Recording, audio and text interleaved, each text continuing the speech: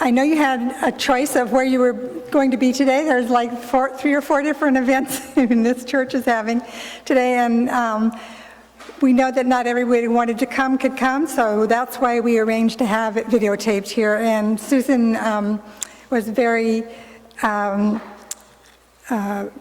gracious in saying, yes, we could post this video wherever we wanted to. So, and thank you to Graham Bell for being the person that's setting this up.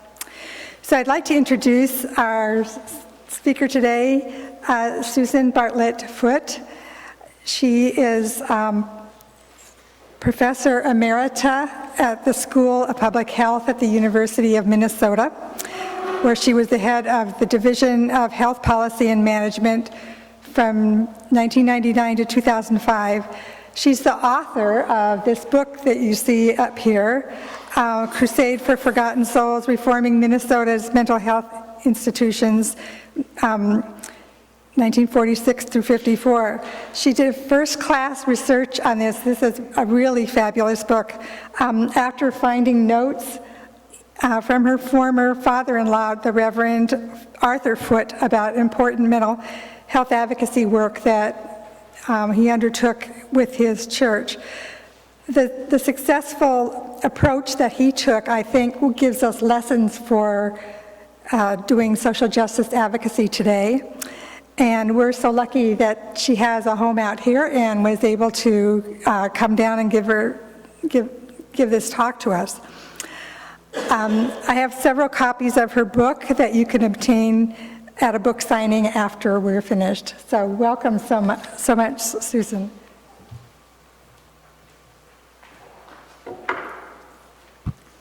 Well, thank you very much. My other qualification is I was born and raised in San Francisco and lived for 20 years in Berkeley and was on the Berkeley faculty as well. So when I got a note from Barbara saying, do you ever come to California? It was like, you bet, as often as I can. Minnesota's a lovely place, but there are certain times of the year where you don't want to be there, especially when there's a polar vortex.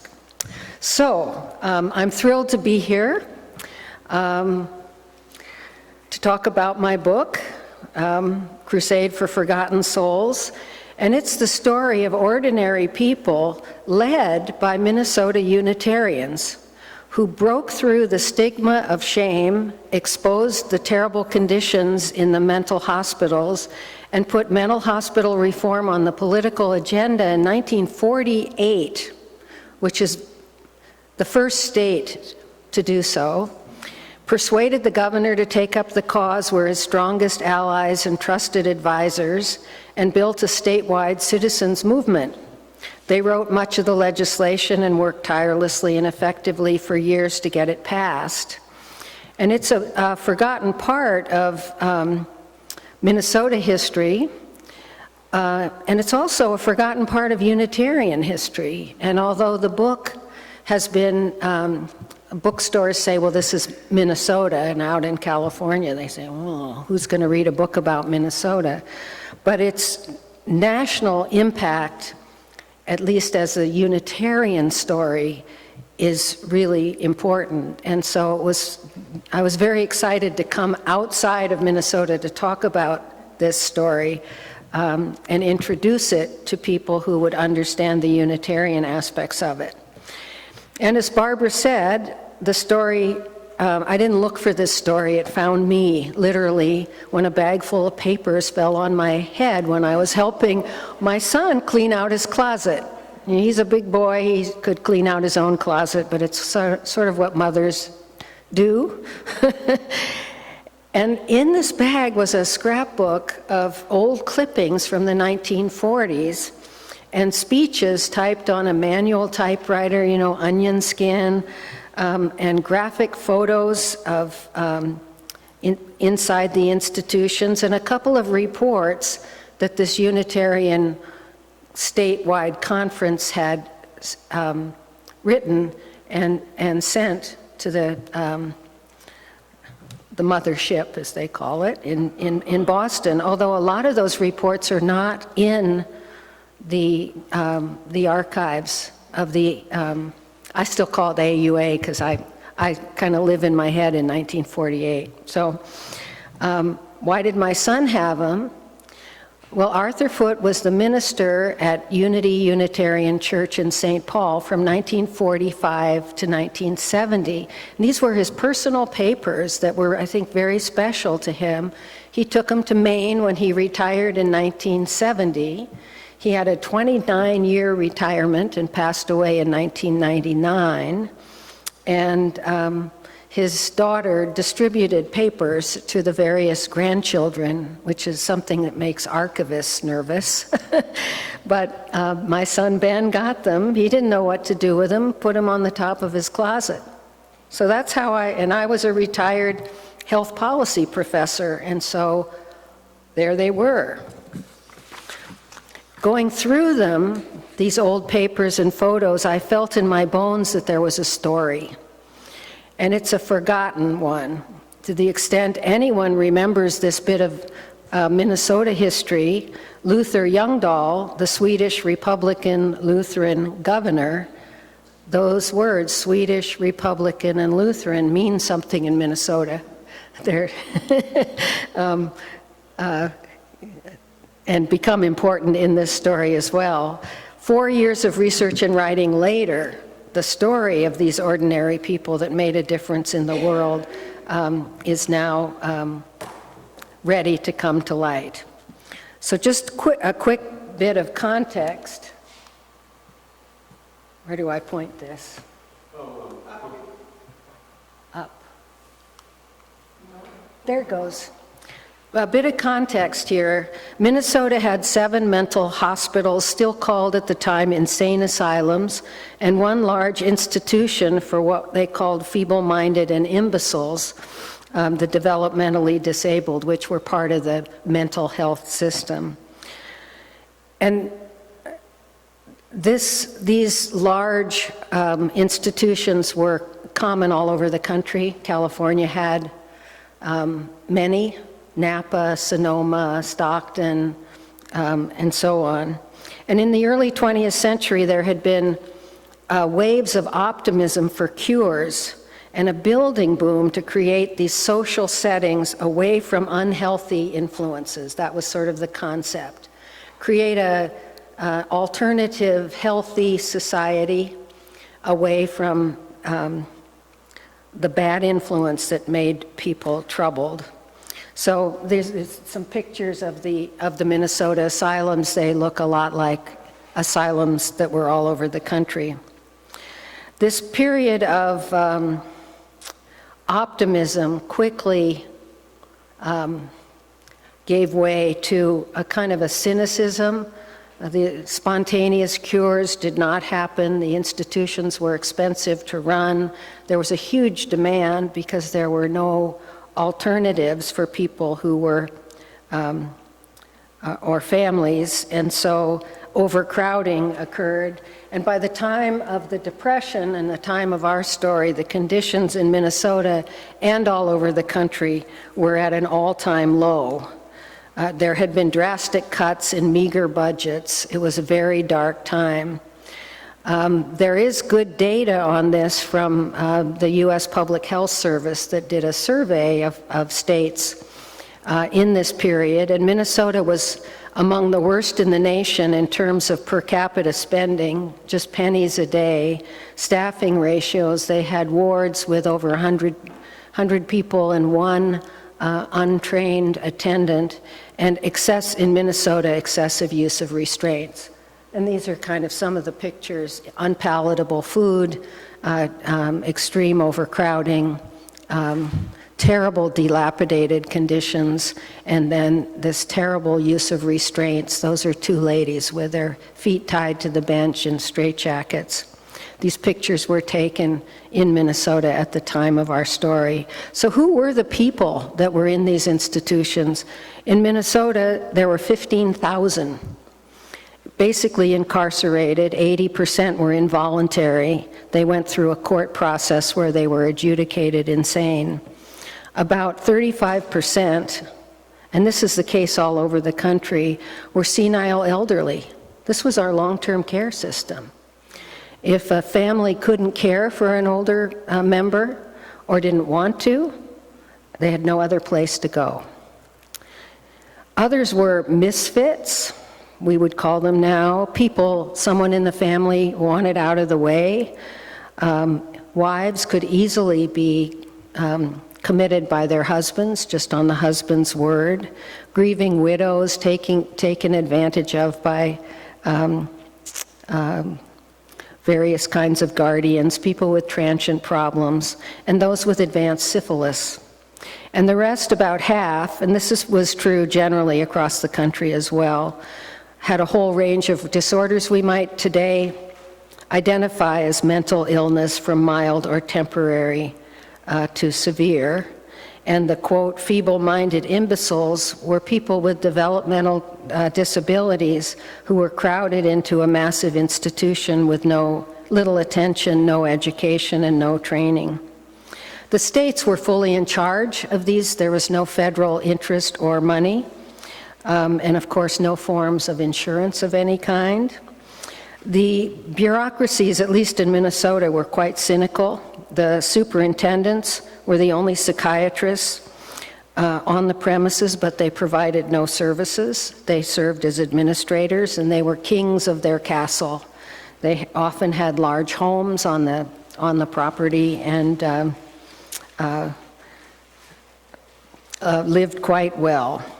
There was a small cadre of nurses and often a physician or two that would come in to perform medical services for the patients. But most of the care was performed by what were low-level, untrained attendants, often only requiring an 8th grade education, who had low pay, low status jobs. The sexes were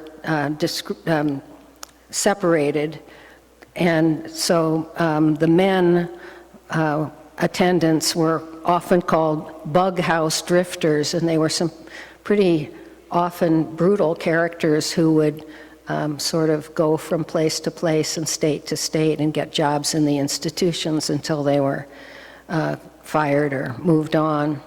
And the patients who could work, these were basically little societies, towns, with farms, kitchens, livestock, blacksmith shops, sewing, etc. And the patients who could work worked a lot, unpaid, of course. But at the time of this story, there were stirrings of national awareness about mental health in this post-World War II period, generated by conscientious objectors, who about 3,000 of them were assigned to work in asylums when the men who worked in the asylums had been drafted. And it was also intended to be punitive. And they were horrified because most of them came from liberal religions, humanitarian approaches. They were much better educated than many of the people who worked in the institutions permanently. And they organized. They organized a National Mental Health Foundation, and they were allowed to organize really before the war was over to provide information about better ways of caring for people, and also in order to publicize what was not well known by the general public. These were places were isolated. They did not welcome visitors.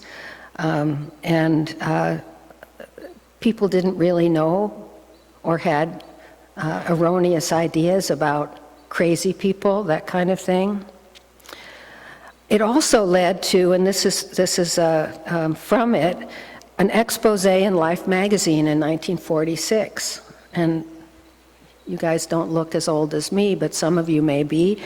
Life magazine was this incredible source, the only source of pictures of what was happening in the world. And so this graphic story of conditions, and this is in Cleveland, Ohio, but was really caused a stir. But in Minnesota, and in other states, I assume, the powers that be, from the governors to the state officials to superintendents, suppressed the facts and controlled the message.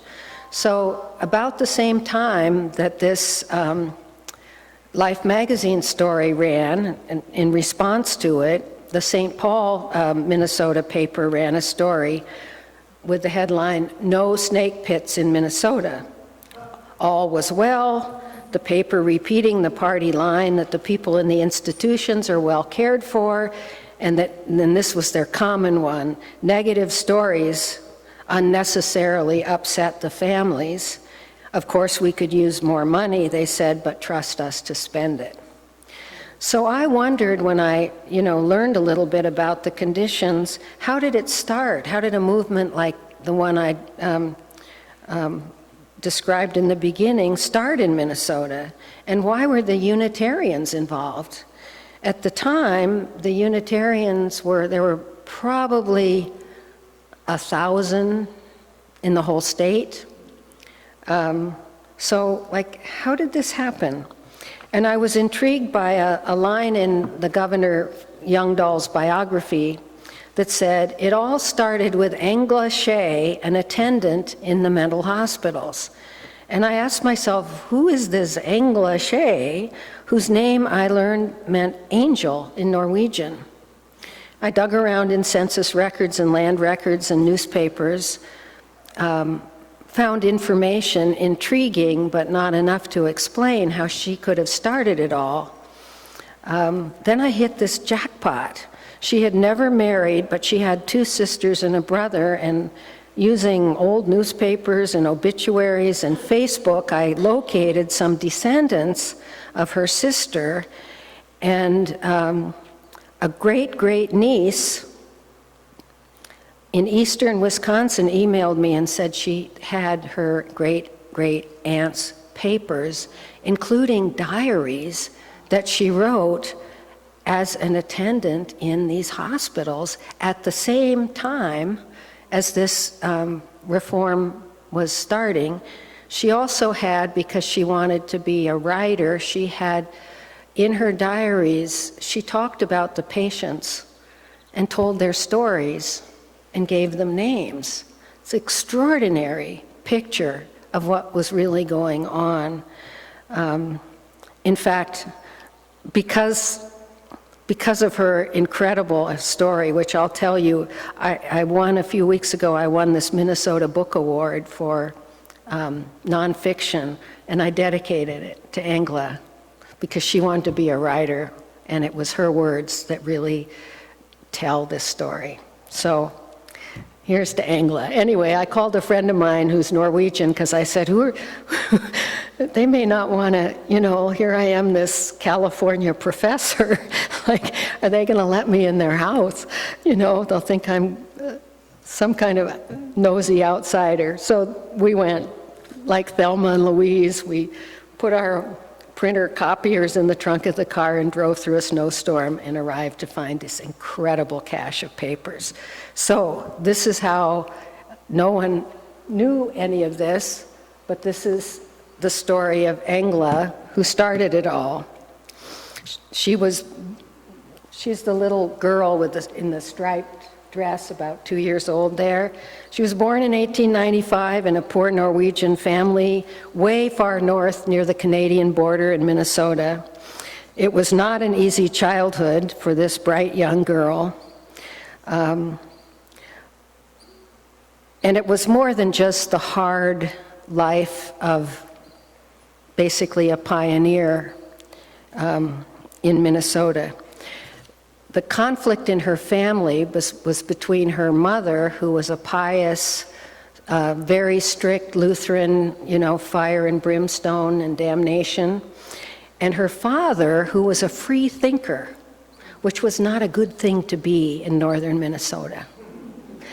But he taught her, always keep an inquiring mind.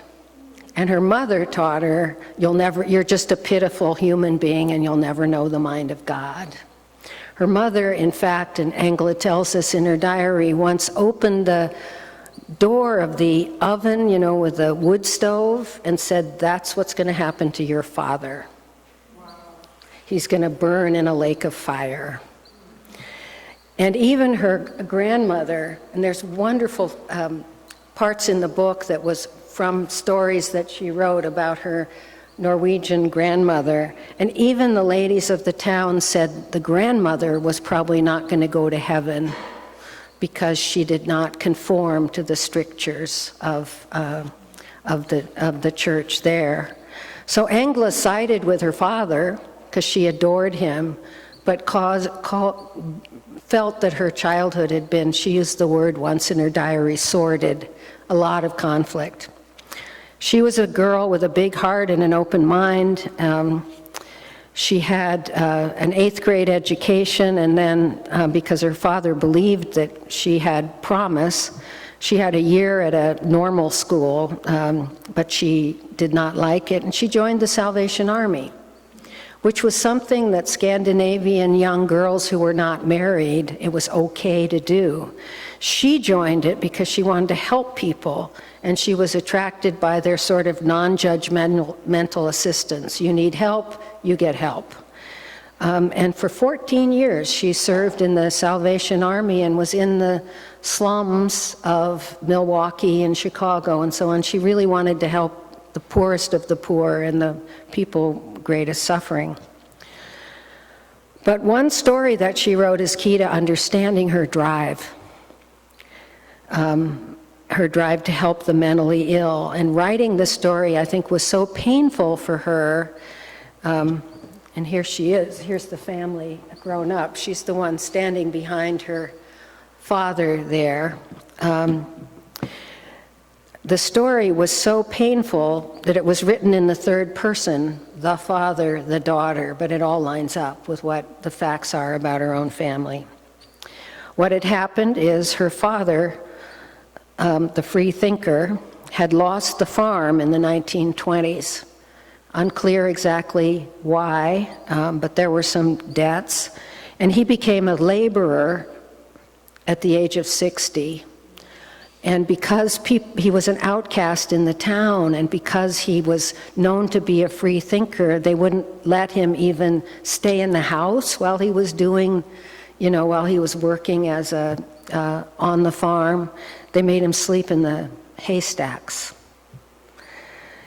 In 1928, her adored father checked himself into Fergus Falls State Hospital, suicidal and depressed. And her story talks about her visit to her father. When she visited him, he turned his face to the wall. He didn't want to see her. And here's what she writes in the story. "The years can't change things between us, Dad. We still understand each other," wept the daughter. "Dad, don't you remember?" pleaded the daughter. "Daddy's girl, you used to say." "Do you mean to say all that has changed?" she said, wiping the tears from her eyes. "I don't want to remember it. I want to forget the past," he sighed. "All my life, I have been so alone." That night she tried to piece together her father's tragic life and cursed fate that it should have dealt thus with such a wonderful man. Her mind went back again to the quotation she used to answer the roll call with in grammar school. "Do something worth living for. Do something worth dying for. Do something to show there's a mind, heart, and soul within you." Almost accidentally, she had stumbled upon a cause that was bigger than herself, her father, and her entire family, and it made her happy. So, driven by her love of her father, she returned to Minnesota. Here she is as a middle-aged lady. She returned to Minnesota in 1938 and finally crashed the gates and was hired at Anoka, which was one of the state hospitals, as the lowest level attendant, a custodial job. And through the diaries that I mentioned, she records her first shock. "I refused to put a patient in camisole," that's the euphemism for a straitjacket, "right off the bat. and I took a patient who had crouched like a dog on a leash, tied in a 6-stool toilet out on a porch, and I objected to camisole patients having all of their supper, including dessert and liquid, served in a tin bowl and scooped into them like slopping the hogs. So I got off to a bad start. So Angela, now you kind of get a sense of what her life force was. She went there to help people, period. She didn't go there to become a troublemaker. But she saw these terrible conditions, and she started trying to do small things for patients, to help patients, and to make it a better place. But she was denied opportunities for responsibility or promotion, rebuffed by the doctors, and really became, was threatened by particularly the supervisor of nurses. But she had been told to have an inquiring mind, and she did. And so she tried to take advantage of the location where she was, and she even signed up for courses at the University of Minnesota in what they called at the time mental hygiene, so she could have a better understanding. And the other thing that she did, and this is a wonderful Unitarian story, she discovered Unitarians, the humanists of the First Unitarian Society of Minneapolis. And that church had a very interesting history. It was, at the time, a hotbed of intellectuals and feminists and radicals and people forward thinking, and particularly the women's organization was, involved with Margaret Sanger and birth control and women's rights and women's suffrage. They had no church building, but they did lectures in downtown Minneapolis. And John Dietrich, I don't know, some of you may know him as one of the first of the humanists, was the minister there. And he had what he called Sunday morning liturgical experiences. It was not a church. And I like to think of Angela, this is now 75 years ago, going to those lectures with her cousin and discovering this faith that was the core of which was the belief system in the goodness of people and urging people to do good in the world, which, she was a Unitarian before she heard of Unitarians, right? She wanted to do good in the world, and she was less interested in what's going to happen in the afterlife and more about what's happening now. So she joined that church, and she had no money, but she joined that church. I found the records in the church in 1943 and remained a member for the rest of her life. And even though she couldn't regularly attend because of her working hours and so on, it was really quite important to her. And that became a critical connection. In 1945, she was so frustrated with where she was working, she moved to Rochester State Hospital, and it was right near the Mayo Clinic, and so they had a nursing program, and she thought it was going to be a better place. She got there, they told her she could take nursing courses, and then and it's in the diary, it's heartbreaking, and they the day before she's supposed to take the class, they assign her to work and say, you can't. And the conditions weren't any better. But while she was there in 1945, she gets wind of these conscientious objectors and the National Mental Health Foundation and jumps on the bandwagon and began spreading the gospel, as she wrote, of mental health reform in a kind of a frenetic one-person crusade, in a way very different from, but the same passion of someone like Dorothea Dix. But she didn't have the education or the connections. She was fighting from the ground up. And you have to remember, she was a really poor, she didn't have often the penny for a postage stamp. She wrote her diary in pencil because she didn't have a pen and ink. But she was committed, and she began hitchhiking, because she didn't have a car, of course, up to the cities, hour drive now, must have taken them much longer then, buttonholing whoever she met. She first tried to change things from within, got the same negative effect, negative reaction that she had had all along, rebuffing her. And so she determined that liberal religion, writers, and unions were the fertile ground to spread the word.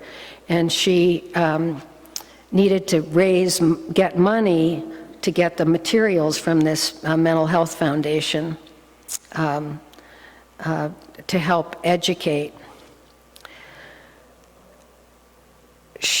Once she decided the doctors and nurses weren't going to be helpful, and think of her in her position as the lowest rung of this ladder, she went to talk to the second in command at the State Department of Public Institutions, demanded a meeting, got a meeting, and her description of this bureaucrat and his lack of concern or care about the patients is described in the book. She also went to her minister at First Unitarian Society, a fellow named Raymond Bragg, who was one of the first in the Unitarian Service Committee. You might have heard of him. She went to hit him up for money so she could buy these materials, but it was a pretty fateful link because she could describe to him what was going on. And in October of 1946, Reverend Bragg of the First Unitarian Society invited Angela to the 59th Annual Minnesota Unitarian Conference, which was attended by about 100 people, which was a big crowd given the numbers of Unitarians in the state. The conference usually focused on church matters, but in this post-war era, even at the level of the AUA, there was a new effort to encourage social action. It was called Unitarian Advance. It was sort of a put your money where your mouth is. And when you think about how people must have felt in the post-World War II period about,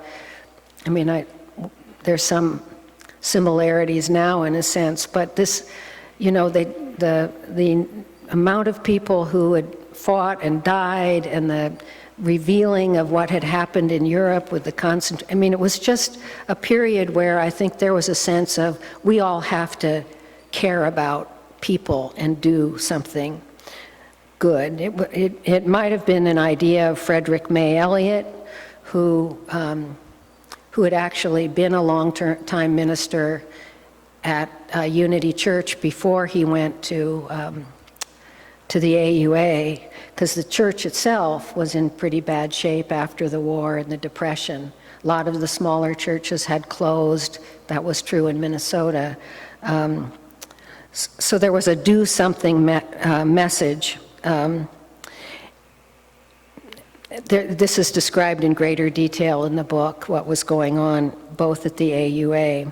Anyway, we get back to Angela. She's the only true insider. At this meeting, there are some very well-meaning Unitarians, but they didn't know what was really going on inside the institutions. And Angela apparently stood up and gave what has been described as frank and graphic disclosures, which provides a key dramatic moment in the book. She basically said, the people who run the institutions don't know what is cooking. This is what she wrote in her diary. This was written in the diary. Take a dance band out and dance with the patients. Talk to them, then you will know what needs to be done. And that's where the term, she started it all, because she stood up and persuaded this group of Unitarians in 1946 what was really happening. So the group of about 100 voted to form a committee on mental hospitals. And they selected Reverend Arthur Foote, who was a newcomer to Minnesota, as chairman. He probably got the job because Raymond Bragg was leaving in a few months because of the post-war period and the displaced persons to the Unitarian Service Committee. And Genevieve Stiefel, who I'll talk about in a minute, who was also a member of Unity Church in St. Paul, was chosen to be the secretary. So this small group, including Arthur Foote, a small group within this group was tasked with drafting a resolution. And the key resolution was resolved to study the issue for a year and come back to the annual conference with a recommendation. And when I read that, I thought, what? Those terrible conditions and the pleas of Angla, study it for a year? That caused me to begin to look into the early life of Arthur Foote, who had clearly been the influence of that. And much of that ended up on the cutting room floor, unfortunately, because going back into the early history of Unitarians, the editor said, you're losing the momentum, but you guys might be interested in some of it. But just briefly, I found that on the internet. I had never seen that picture. I found it a couple of days ago, so I just put it in. And I don't know if John is here. Has he made it here yet? Oh, yeah. That's the Arthur and his wife about the time as a young man. So here's what I think influenced Arthur Foote to design an incredibly effective social action strategy. He was raised in Boston. He was a sheltered and privileged boy, the son and grandson of Unitarian ministers. I mean, their relatives go back to the 18th century and the first Unitarians in Massachusetts. Generations of Harvard grads, groomed for a genteel but principled life. His parents supported him at Meadville. This is when I think Arthur and Rebecca, his new bride, were going off to Meadville. He didn't know hardship. And that changed when the newly ordained 25-year-old and his 23-year-old bride went off to what they called the Golden West to serve two impoverished, floundering rural churches in California. 1936. It was anything but golden. The pair came face to face for the first time with the brutal realities of American life. In fact, they traveled in a car that was a gift from a great aunt on the path of the Dust Bowl migrants in 1936. They saw hunger and despair, and the towns of Stockton and Sacramento were riven with labor strife, violence in the canneries, and social conflict that spilled over to the handful, and it truly was a handful, of fractious parishioners. And he was asked to be the minister of two churches because neither of them had enough money for one. And he traveled between Stockton and Sacramento. And as the war approached, there were more challenges for this pacifist. He was a pacifist minister, a believer in the inherent goodness of people in the face of the atrocities and carnage of the world at war, and local hatred directed at the several thousand Japanese American families who were interned in the stables of the fairgrounds of Stockton, just close to where the church was located, and disdain that he experienced toward this able-bodied pacifist in their midst. There was also a lot of family strife because his younger brother was a draft resistor and was imprisoned in California for resisting the draft, and his father, this good Unitarian, drew the line. It's one thing to be a conscientious objector, it's another thing to commit a felony. So there was a lot of conflict in his own family. So it's clear that Arthur Foote, when he arrived in Minnesota in 1945, resonated with this call for social action to heal the ills of the post-war period. But he had seen the divisiveness in his own little congregations out here in California of angry dissent, and there's lots of letters in their files of unhappy parishioners conflict, political conflict among the parishioners. He'd seen that in churches and in his own family and in his community. So he firmly believed that conflict did not resolve differences. Reason and facts were more persuasive, and that all people were entitled to respect and careful listening. And so here's a picture of the two leaders of the Unitarian Committee on Mental Health. He also knew that effective action is not always immediate action. And so he wrote his philosophy of how they were going to strategize their effort to improve the mental institutions in the following way. He wrote, "It was doubtless assumed that a knowledge of conditions would result in action for improvement. The arduous climb over the road from anger and protest through indignant challenge to responsible study and analysis and cooperative sympathetic service was not even dreamt of by most of those who took the action." And he saw it as his job to lead the group of Unitarians on this committee, of which there were many, to follow these values as they pursued this goal. You know, having 75 years of sort of social action and change under our belts, you can say that maybe that isn't always the right approach.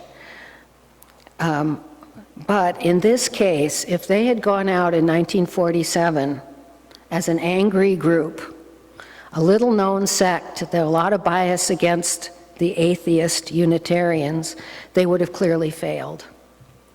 The powers that be, we've seen how they controlled the message, would have easily slapped them down. So it really turned out that this approach was essential to their success.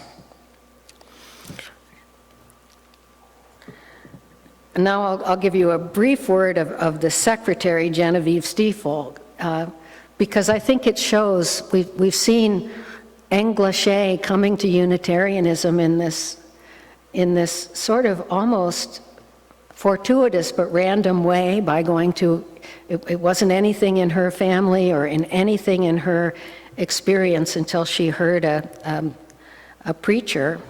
And Arthur Foote, who was, you know, the sort of Unitarian elite, father and grandfather, always been Unitarians, always been Unitarian ministers. It was sort of his birthright in a way.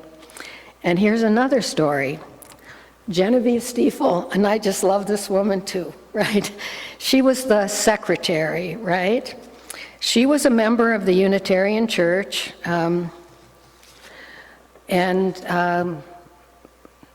her papers were, I was able to find her papers in the Minnesota Historical Society because she was married to a professor of history, and she was very active in all sorts of activities. She was, Hubert Humphrey was the mayor of Minneapolis, and she was on his fair housing, and she was, you know, a supporter of the UN, and she was in the Citizens League and the AAUW. She was a kind of a whirling dervish of activity.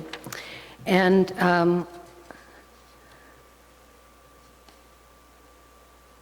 I thought, when I was reading about her, I thought, well, she's one of those sort of high, you know, she was like what English would have called a grand lady of St. Paul. You know, she was educated. She had gone to Radcliffe, class of 23, followed her boyfriend to Minnesota because he was becoming a professor and so on. And there they were, these Unitarians, and I thought, well, she's just sort of, she was from Boston, she's just like them, you know, she's a good lady, but, and that was reinforced by, as I was trying to find out about her, the Radcliffe Quarterly, which is online. You can read it's their, you know, alumni book, and it was sort of the Facebook of the early 20th century. Everybody wrote in what they were doing.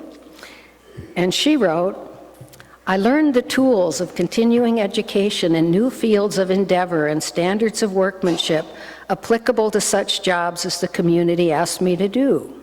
Aside from the intellectual disciplines, I was given an ideal to work toward, the mark of an educated woman, to be able to place herself in the other fellow's place with understanding without regard for his status in life, his race, his creed, or his temporary loss of dignity.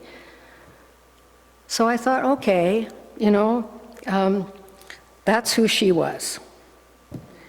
But then I dug a little deeper, and here's her story that even her grandchildren didn't know. Her children are no longer living. She was born in 1899. She was born to an impoverished Irish Catholic working class family in Cambridge, Massachusetts. Her father died when she was 6. The family scattered. She and her sister lived with a paternal grandmother and an assortment of uncles. And from the census records, I learned that her mother was in Worcester Insane Asylum in 1910 when she was 11 years old. And despite this challenging family life, she was a star student in her first 3 years of high school. And then there was a mystery. The grandmother moved somewhere else, and her sister became a live-in domestic. And Genevieve moved to another high school 50 miles away from Medford and had a stellar final year of high school, attended Simmons College, and then transferred to Radcliffe in 1920. And it was like, how did that happen?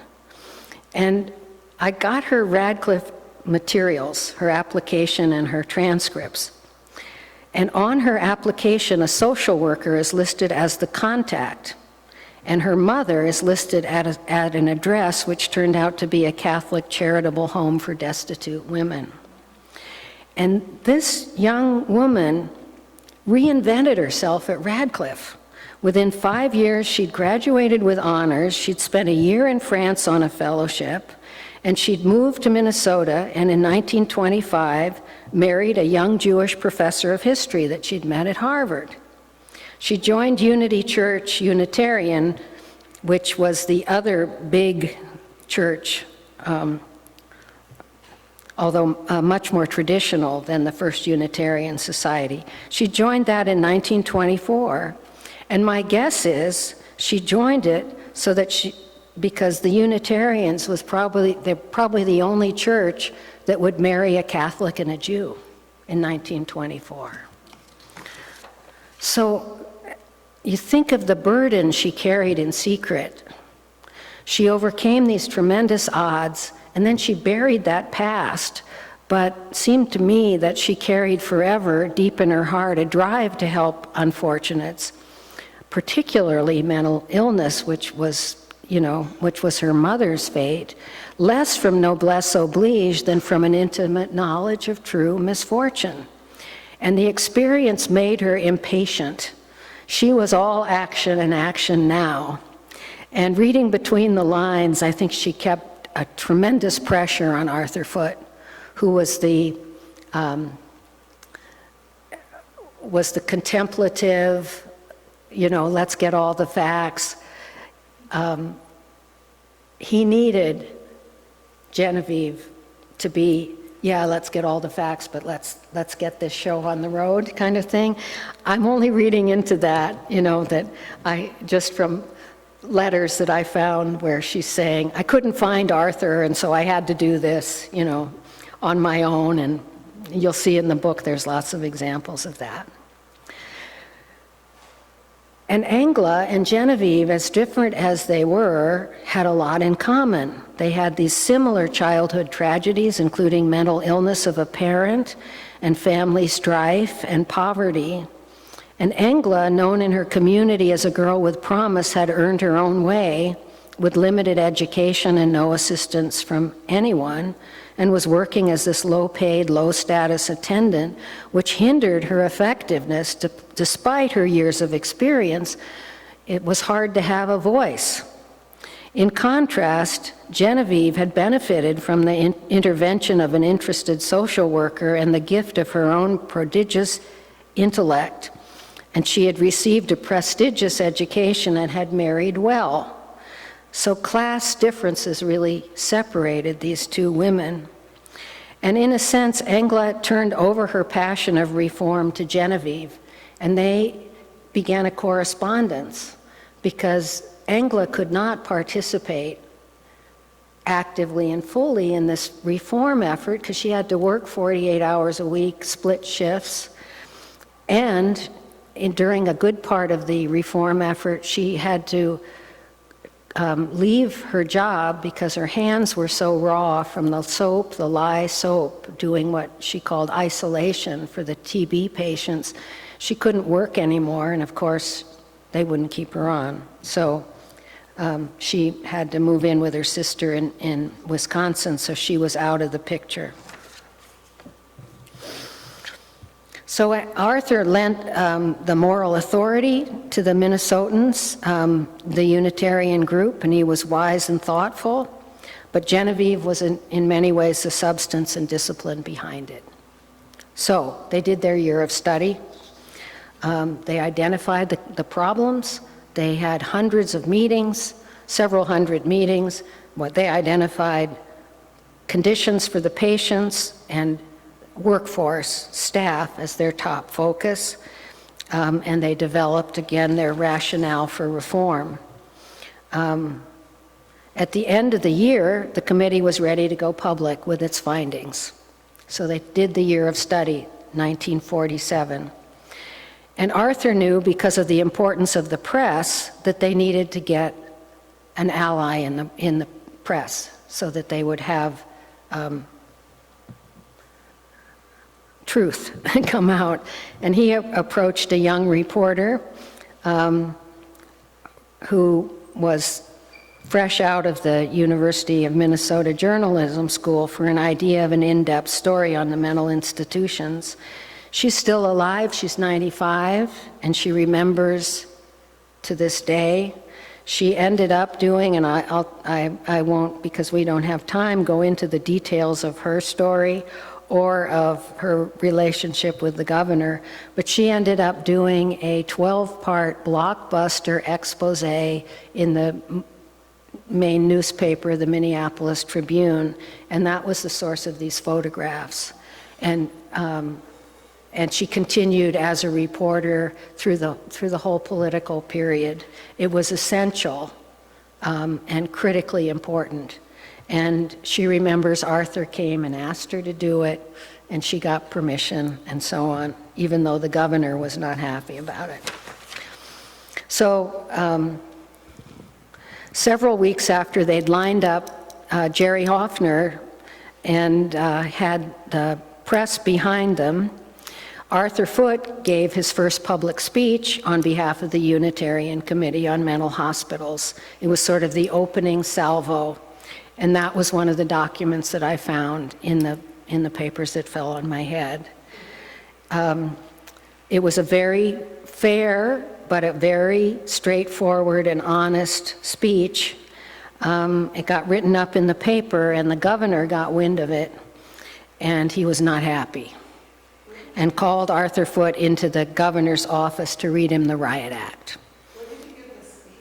He gave the speech at a group called the Saturday Lunch Club of sort of movers and shakers in Minneapolis, and that's because the head of that club was a Unitarian, and so it had a cachet because it was lawyers and judges and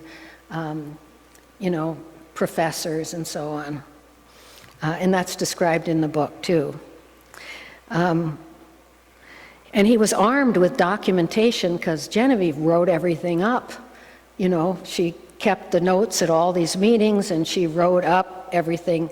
So he was armed with all sorts of supporting documentation to what he had said.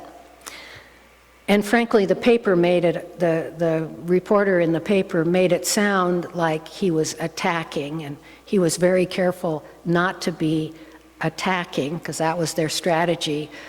But in a way, that was a good thing because it caused the governor to get attention. So Arthur went into this meeting with the governor. He had no experience in Minnesota politics and no experience of politics of any kind. The governor knew, and you'll read in the book, why he knew that everything that Arthur was saying was true. But then he the governor confided that it was political dynamite. Because he was the governor, had been the governor, it was his appointees, he felt like it was going to be bad for him. And Arthur said, "It's political dynamite only in hands other than your own." And Arthur, who had no political experience, and this savvy governor, understood that if he got out ahead of it and took it on as his issue, it wouldn't be political dynamite, it would be an accomplishment of his. And so, as I wrote in the book, like the proverbial lion and the lamb, the towering, powerful, emphatic Republican Lutheran and the pacifist Unitarian knew they could work together, despite warnings from his staff, the governor's staff, that it would be risky to work with those atheist Unitarians. So by the end of 1947, there were all the ingredients in place. Committed political leadership, essential. A newspaper willing to print the truth, and a principled, substantive citizen activist with a moral voice that would stand by the governor. And because the Unitarians didn't want credit, they didn't want, to be the stars of the show, they were willing to do the work and support the governor who made mental health his issue in the 1948 governor's race. And you can read the story of the whirlwind that followed. The governor embraced the issue with a passion that again is interesting in the discussion, because he was out ahead of his church. No other churches besides the Unitarians jumped on board this effort. There was still a sense that mental health was a punishment from God, the Catholics thought, or willful. So the Unitarians were the ones sitting, beside the governor. And there's just a picture, front page in the paper, to give you an example. In the middle is Luther Youngdahl, and next to him is the young Arthur Foote, and the fellow over on the far side there was one of the conscientious objectors who was working at the time for the Mental Hygiene Society. Sort of sub rosa, he didn't admit that he was one of the conscientious objectors when he got the job. So, I will conclude to let you know there's lots about all of the facets of the reform effort, but for our purposes today, there's two important features. The first is this law that was passed in 1949 contained fundamental human guarantees that all mentally ill individuals are entitled to. This was 1949. And the first of those guarantees was dignity. And the second was that the goal was to build a comprehensive system focused on patients. It was not what happened later with the closing of the mental hospitals. The goal here was to start with education and prevention and community services, and to make the hospitals places of healing and research, focused on treatment of individuals as individuals, not a warehouse. This was a breakthrough, and it did not happen in any other state. So there's a picture of the governor signing the bill, and the picture at the bottom is iconic. It's the governor a few months later burning the straitjackets at Anoka State Hospital to show that change had begun. And change did begin to happen. The governor appointed a brilliant visionary psychiatrist to be the new commissioner of mental health to coordinate the change efforts. And change was documented in Angela's diaries, which are fun to read, and there's good quotes of how patients were getting, the ability to talk back and have some say within the institutions. Angela herself got a new title of psychiatric aide, which was in the legislation, and a higher salary. Life magazine did a story calling Minnesota a shining light. Dr. Rawson said he needed 10 years to transform the system, but he only got 2. There was a tough legislative session in 1951. Tight-fisted conservatives who didn't like this progressive Republican Youngdahl were lying in wait. They got programmatic cuts. The Korean War was ramping up, and the public lost some interest, and the legislators balked at the new taxes that were necessary to continue to develop the program.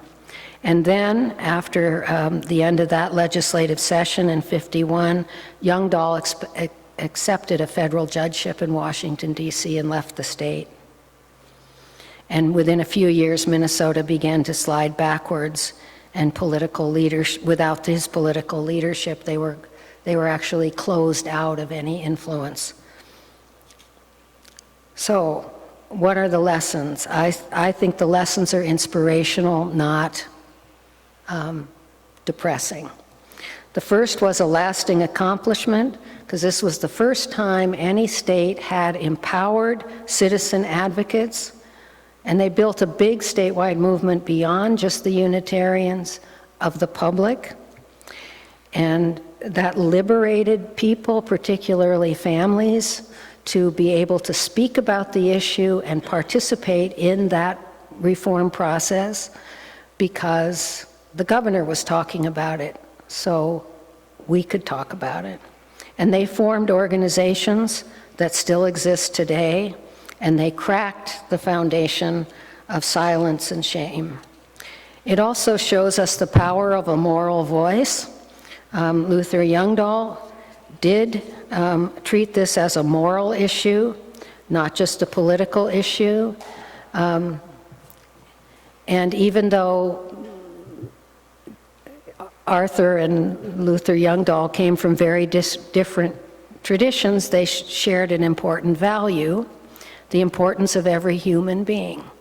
And that was a breakthrough. Whether they came from, a Lutheran or a Unitarian, or there were even some Catholics and Jews involved in the process.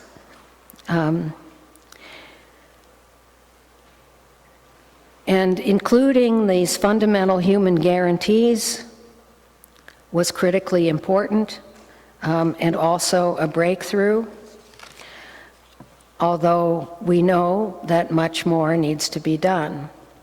And I think it's an inspiration to reformers, because it shows what a community can do. It started with a church community, but it spread beyond that, and showed what a community can do if it puts its mind and heart to it.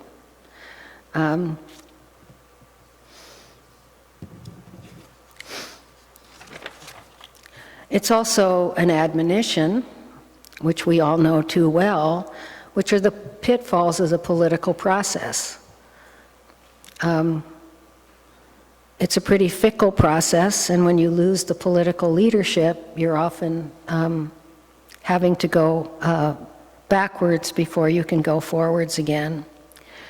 But I think it's also, just as an admonition, is this doesn't end. You don't stop, you don't make an achievement and then you can all go home and be happy.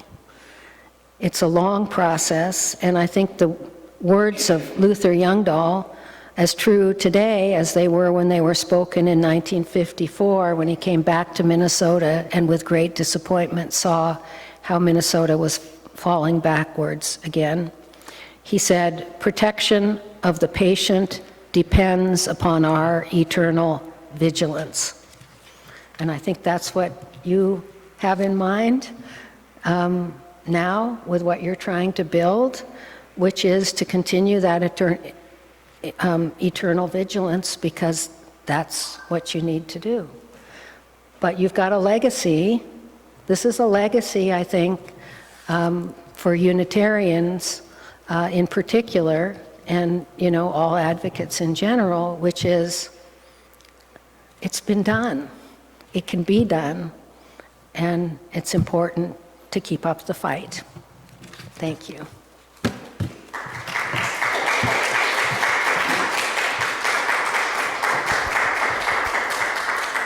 I don't dare look at the clock because I probably went on too long, but I'm willing to take questions. There's a microphone. I know there are two people in this room much more knowledgeable on this subject than I am, but I was conflating, or I was thinking that Dorothea Dix was in Minnesota, not Massachusetts. And I'm just wondering, my first question is, did you look at the history going back before, the history you described going back to the previous century? Yes. And my second question is, are you related, or was Arthur related to Bartlett Foote? Who? Abbott, A-B-B-O-T, Okay. Foote. Well, the first question is, yes, I did, and there's a wonderful biography of Dorothea Dix by Gallagher, David Gallagher. I forget the title, which hardly mentions at all her Unitarian connections, but there are other writings that you can find that talk about her relationships and in how she fit into that flowering of New England Unitarian social change. Yes, so I did read on that. She was a very different person than Angela, confronting a very different sort of political and social environment nearly 100 years before, 75 years before. But a fascinating story, and another one of the people to admire, who made social change. She also ran into some limitations but I think she did make some changes, particularly in Massachusetts. And yes, when I was in seminary, we were exposed to that part of the history, but not the history you just gave us. So Yeah. I'm grateful for this. And my other question was, do you know whether there's any relationship between Arthur and Abbott, or Abbott and other parts of the family? I spent a lot of time. I just married into the family. I can't take credit for all their accomplishments. Well, he only claims to And I be actually sixth did- generation. But I did not run into that name. Okay. But there are all sorts of Foote genealogy tools you can even find online if you. Well, I can if you also want. give him hell when we have lunch later this week. Okay. Get a straight answer. Thank you.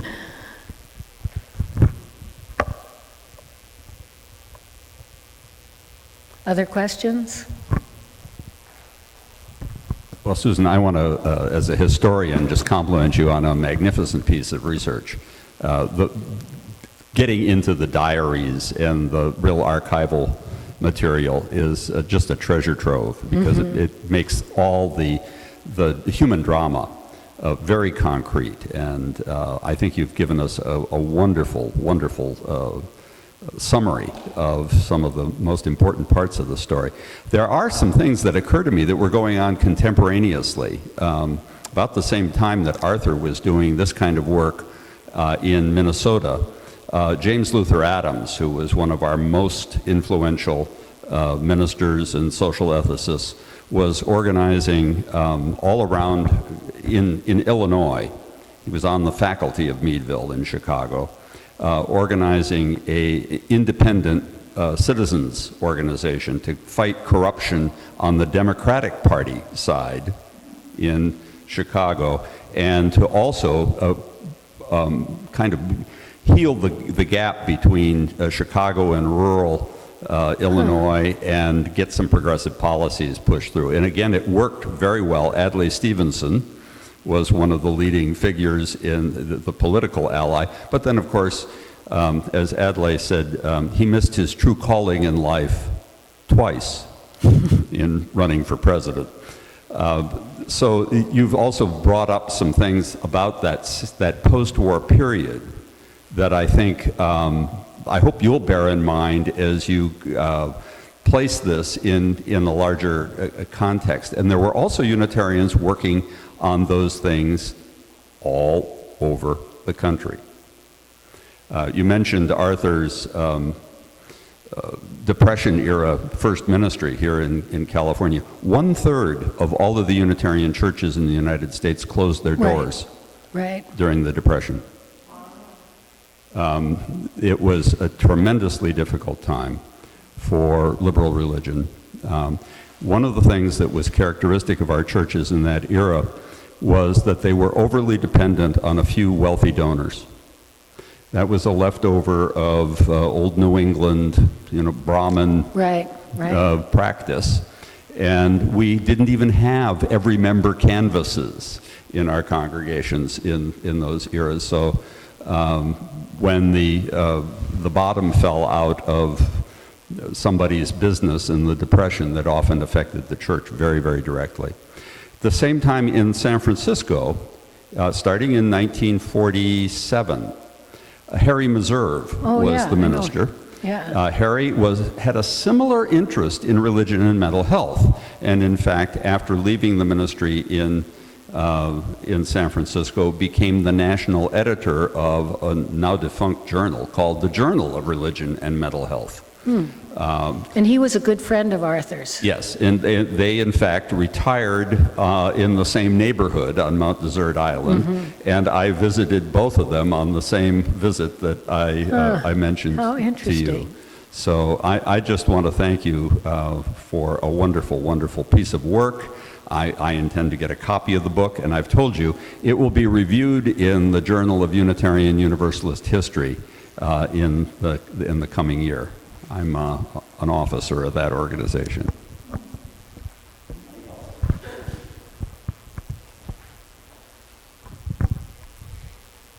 I know it's not the direct topic of your book, but you mentioned that he was minister in Stockton and Sacramento the beginning of the war, and there was the internment of Japanese that happened in Stockton and other parts of the Central Valley. And there's been a little bit more coming to light in the public eye in the last year, I think because it's maybe the 75th anniversary, I'm not sure. But I'm just really curious about, you said that there was animosity in the town, and I was wondering if the Unitarian Church in Stockton had any involvement with the internment camp, whether there was any relationship, how involved were they? Well, that's a really good question. And there's some of that in the book. But no, they weren't. They, like many of the churches, were hanging on by their fingernails. And one of the challenges was this conflict between the sort of very radical socialist, group and others who just wanted the church to be a church and not take on political issues. And it was a real problem for a minister to have to try to manage that. And there were, the Sacramento church had better archives than Stockton. But in reading those, there was just a lot of conflict that the minister kind of, to keep the church from going under. I mean, at one point there were like 10 members in the Sacramento church when Arthur came. So no, and that was something that was really hard for Arthur, because his brother, Caleb, his younger brother, who was the resistor, was let out of prison in order for his wife to have a baby. And during that time, I think I've got that right, he went with Dorothea Lange to one of our camps, or used her photographs and wrote a manifesto about the unconstitutionality of the internment. And they put him back in jail. So Arthur was quite aware of all of that, and he had, according to his daughter, Arthur's daughter is now in her 80s. She doesn't remember this period. She was a little girl in Stockton, but they had a Japanese student that was living with them and going to college, which was sort of arranged by his brother. And toward the end of the war, they let some people out if they could. If they went to school or something like that, they had some. I guess they lessened some of the constraints on some individuals who were able to get out of the camps. But no, the church was not involved. Long way of answering your question.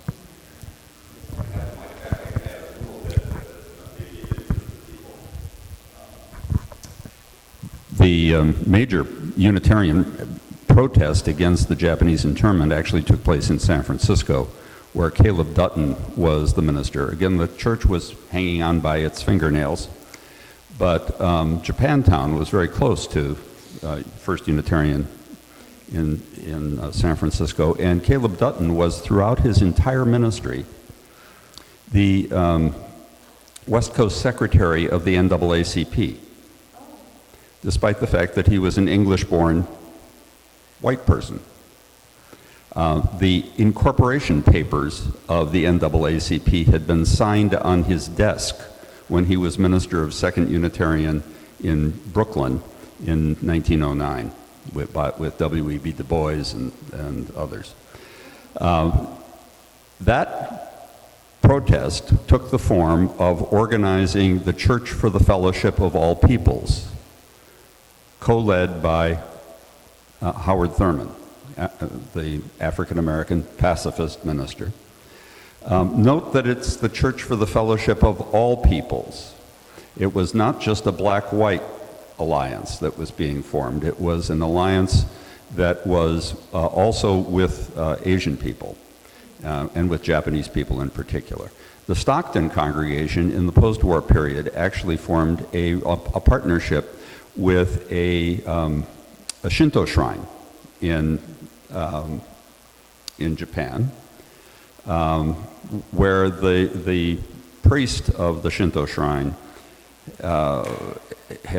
he was a younger son of a dynasty that went back 100 generations, but his older brother and his father were both killed in the American bombing.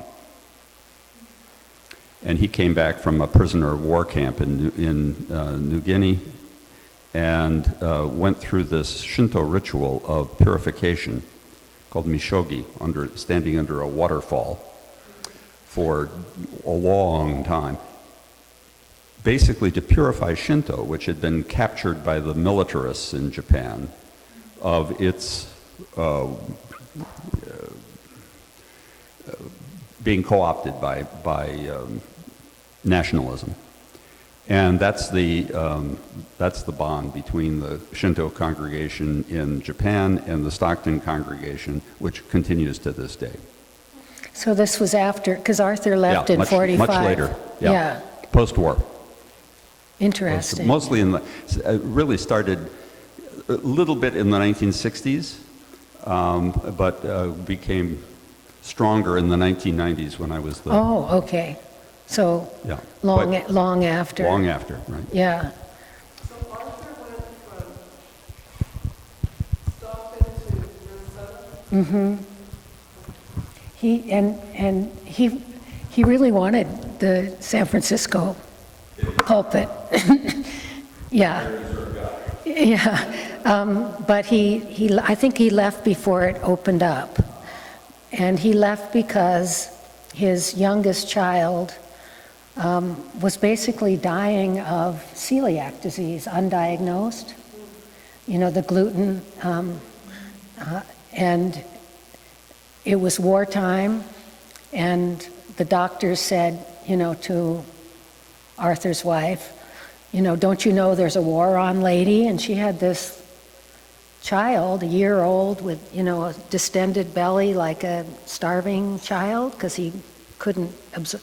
So they were desperate and needed to go where there was health care for this baby. And when they got to Minnesota, he was immediately put in the hospital for like 5 months in order to, figure out what he had and then to try to cure him. Well, he was also going to one of the most prestigious pulpits in the association because Fred Elliott had been at Unity Church for so long and then had become... Yeah, and they were relatives, shirt-tail relatives with the Elliots. And Arthur had a pretty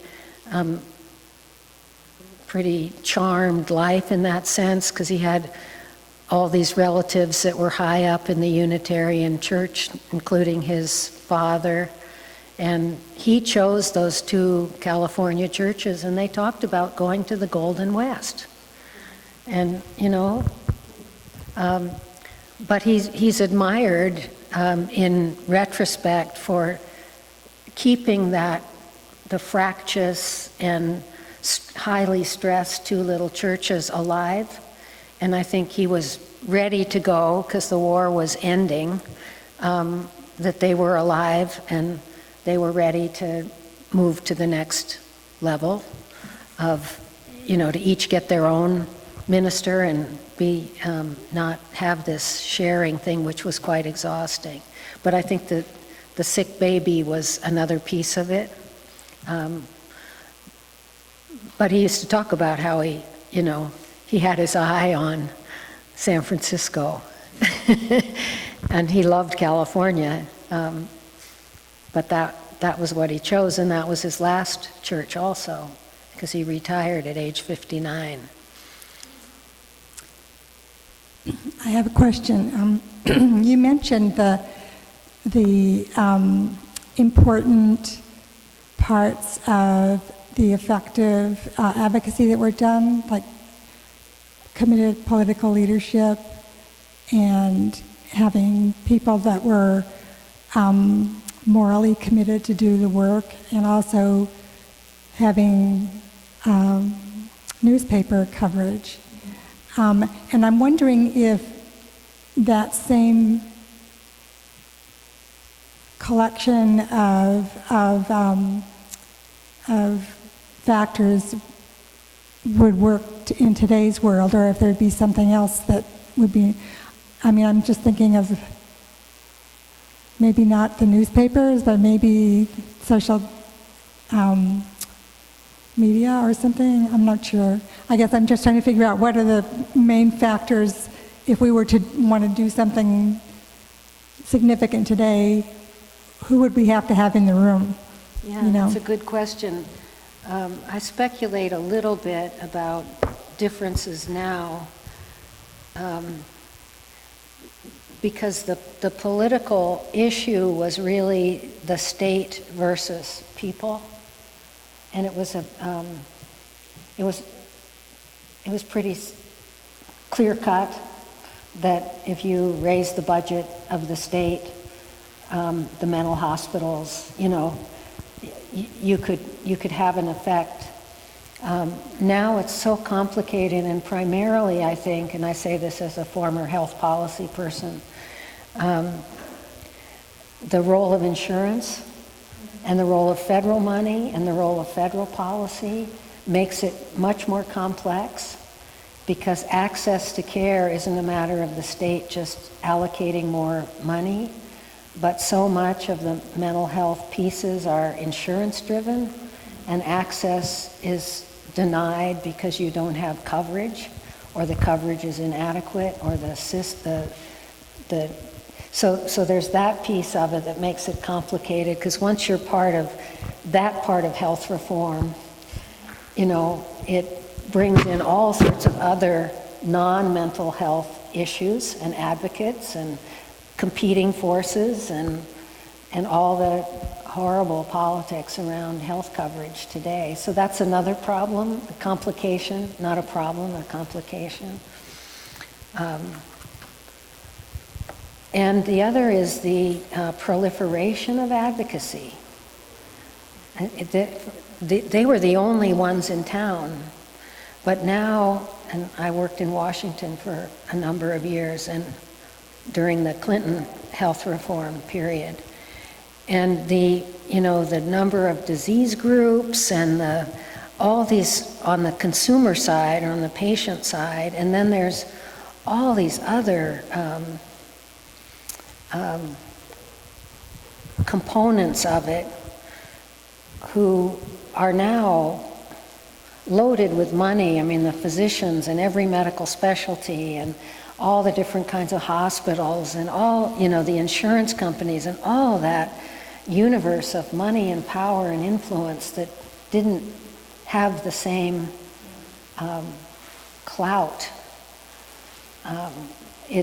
That also makes it complicated. And then there's an array of advocacy groups, and you were talking about NAMI, which is a really good one, but there's many others. And are they all cooperating, or are they all on the same page, or they have little nuances? And then the other part that's so significant is the role of the housing and homelessness and the criminal justice or injustice system, which are all part of the mental health story too. So the creativity would be to try to figure out how do you bring those forces in some kind of alignment. For these guys, there was no system, and they said, well, let's make a system, and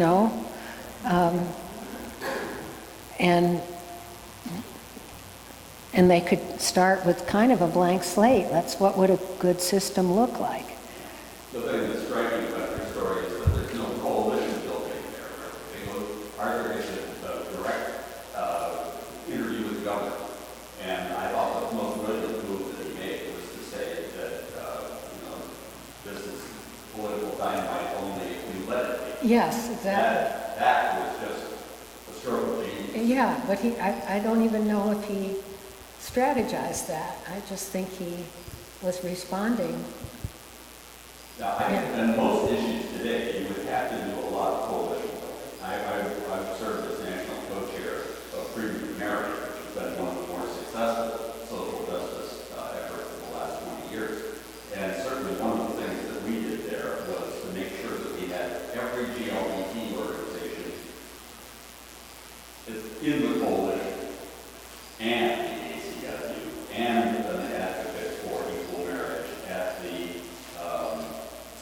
NAACP and an advocate for equal marriage at the AFL-CIO, and that I was the chair of the nominating committee, bringing in people like Cesar Chavez's daughter, and making sure that we had a very pluralistic group of people at the table, as well as quietly a member of the editorial page staff of the New York Times. All of that stuff about working with the press, absolutely essential, still today. And I don't think it matters what the issue is.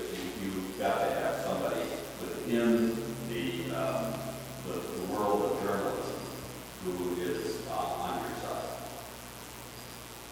But as you say, they were trying to build a coalition with no success. They wanted other churches to join, and they refused. So what they did was Luther Youngdahl was always go to the people. He was really independent. He didn't like parties, and I'll go right to the people. So he created this citizens commission and put individuals on the commission who supported mental health, not as one was a priest. He wasn't representing the Catholic Church because they wouldn't, but they were people. And then they built these county-wide citizens committees and went right to people a lot of them, most of them were women who had experience either in social work or family, and that was their power. But it wasn't other organizations, because they either didn't exist, or the ones that did exist wouldn't touch it with a 10-foot pole. So while there's lots of lessons to be learned, you know, they have to be adapted, obviously, to this changed landscape. But we also know a lot more about mental health. They didn't have very many tools. They could say fundamental guarantees, and they'd talk about decent food, but there wasn't a lot of treatment options that were constructive and helpful either. So we're benefited now by a knowledge of the human brain and by development of lots of different pharmaceuticals that are good but not perfect, and so on. So, you know, there are some benefits to the 70 years it's been. I can always keep track because I was born in 1946, so I remember how long ago it was.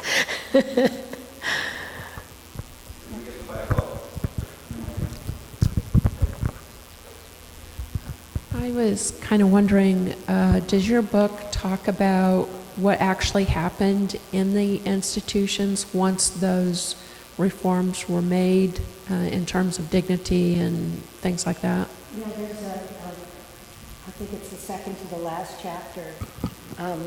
And the information was, some was from Angla, who wrote about the changes.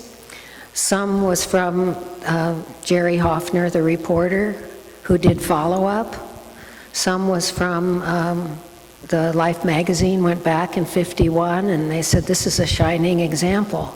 Now, Jerry Hoffner, in her reporting, said it's very uneven. Some are doing better than others. But she described it, it's like Rip Van Winkle awakening. So there was all sorts of energy. And the other piece of it was the sort of academic psychiatrists, and there's a whole bunch about how in the post-war period psychiatry was changing. But the academics would have nothing, in the early days, would have nothing to do with these hospitals, these mental hospitals. And one of the goals of the reform was to bring research into the hospitals and to bring the university and all of its talent into it, and training. And this was all the Unitarians. Let's get social workers, let's get occupational therapy, let's get recreational therapy, let's get psychologists. Fought tooth and nail by the system. They didn't want any of those people around. But those were all changes. And a lot of those changes didn't just disappear.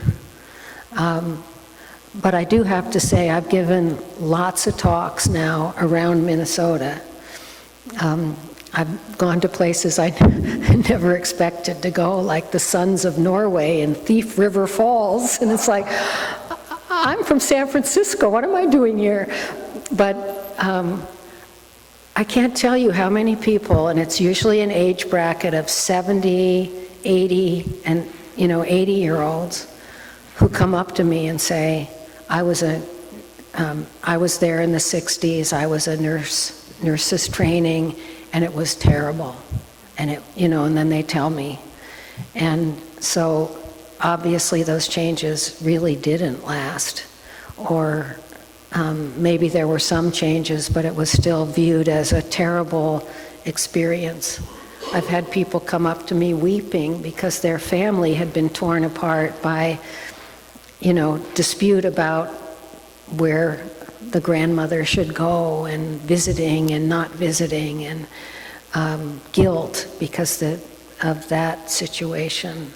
Talked to people, a woman who had a baby, and they said, you can't keep this baby, you can't raise this baby, and relinquished it to the state, to this horrible place, and the guilt and so on. So I don't feel like, I feel the change is immediate, but I'm not sure that they really had any sustaining value once the state turned against and Minnesota did what everybody did, and they closed the institutions in the same way, and they didn't provide alternatives, and all the sad story that I think you can find in probably every state.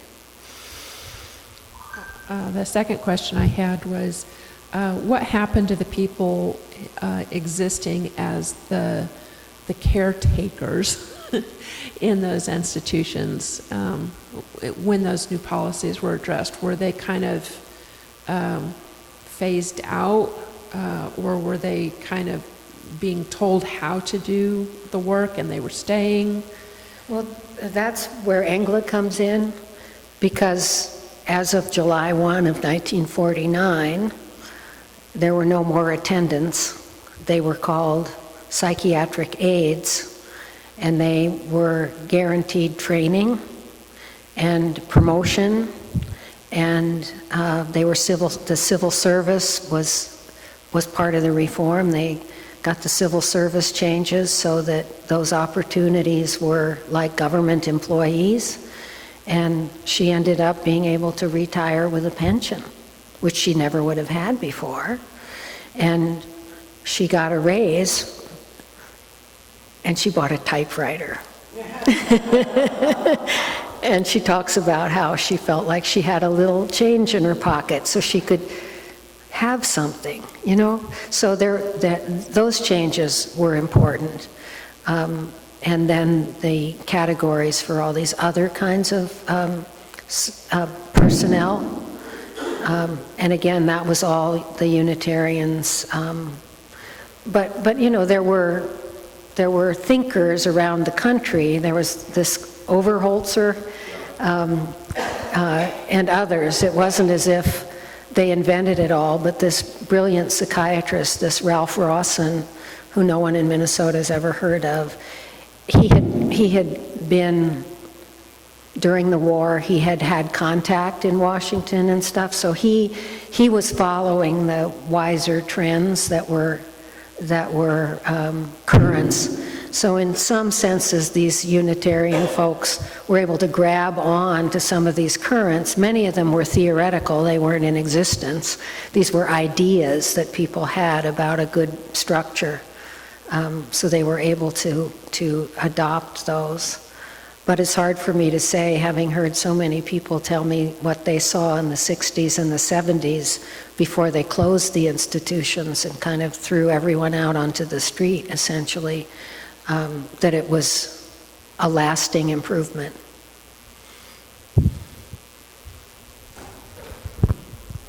So when you mentioned that there was some conflict in the California churches around having a minister that was sort of involved in social or political issues, I was kind of chuckling because my father was a minister in Saskatchewan in the 1960s and 70s, and lost a church in one instance because what I was told was he was seen to be too involved in the community and not being enough of a pastor to his flock.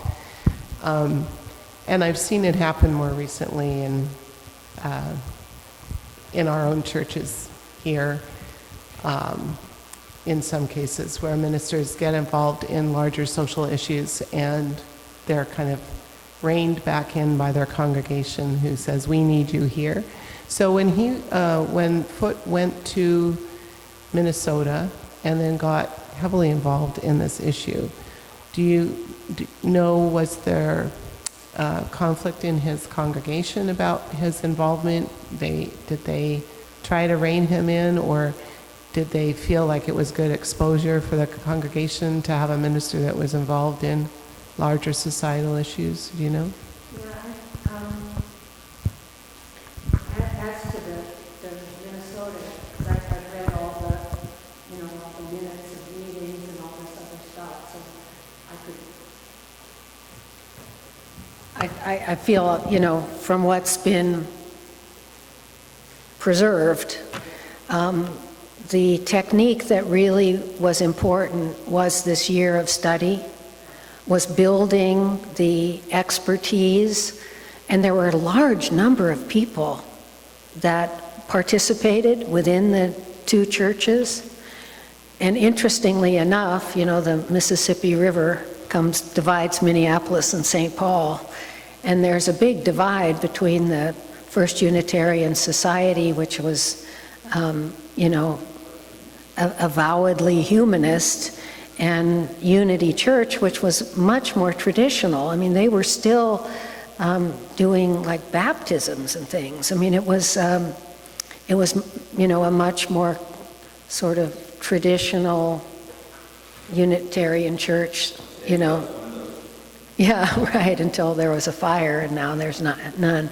But they were collaborating. They don't collaborate now. They hardly know each other now. I've been to both, you know, for doing my research, and it's like there's not any exchange. But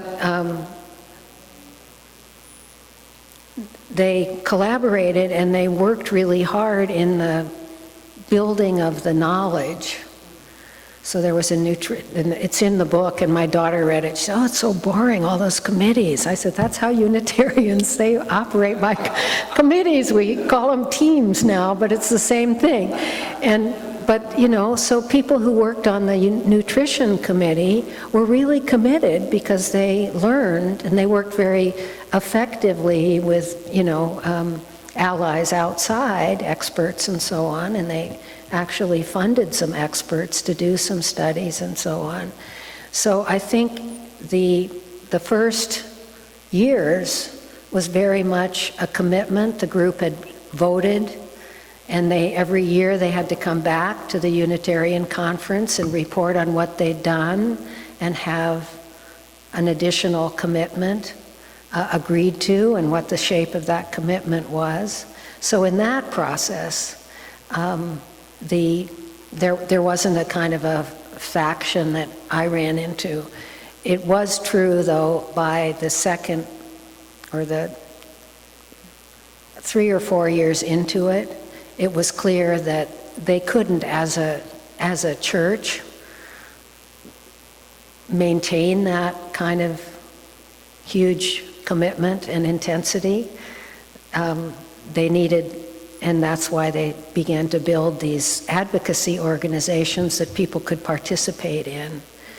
I did talk to one, the woman, she's no longer living now, but and I asked her when I first started the research, she was the head of religious education, long retired, and I said, "Well, what was it like?" And she said, "Well, Arthur Foote was never around." So that led me to believe there was a consensus that you can't continue to run this as, you know, as this group. You need to broaden the base of the organization. As to Stockton, once I started reading about what Stockton was like, you know, during the labor strife and all this agricultural you know, battles, like shootings at these, you know, at these canneries and so on in the 30s. I mean, it was really violent and brutal. And then the war, Stockton started to boom because of the shipbuilding. And so everybody loved the war, you know, I mean, the war brought prosperity. And you take this minister who's this pacifist, you know, and able-bodied, and what's with all of that? So I think the political environment in the valley there was probably much more contentious and challenging than maybe in the city of San Francisco. I'm just guessing. And in Minnesota, when Arthur got there, they had kind of driven out his predecessor, who was a wonderful fellow, Wallace Robbins, because he had been a pacifist and the church was divided. And Arthur was brought in to heal because he was not as aggressively pacifist. And the war was over, so that was no longer an issue.